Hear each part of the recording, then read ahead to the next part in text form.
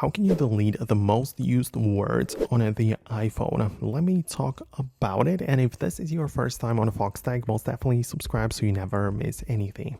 Okay, so as you are typing stuff on your iPhone keyboard, the so-called dictionary gets accumulated, like your words and your style gets kind of like saved into the actual keyboard. This can be reflected in the predictions and autocorrect. So if you want to like reset it, the best way to do it would be to open up the settings, tap on general, and go to the transfer or reset iPhone, where you can tap on reset again.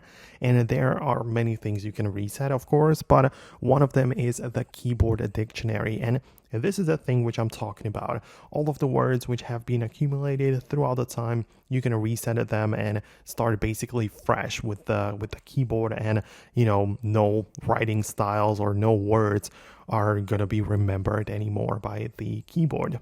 The alternative option to that would be switching to a completely different keyboard app for a fresh start or perhaps different features. And there are apps like the Google Gboard or Microsoft SwiftKey are the most popular keyboard replacements, which you can get on the App Store, and you'll basically be able to use those instead of the built-in keyboard.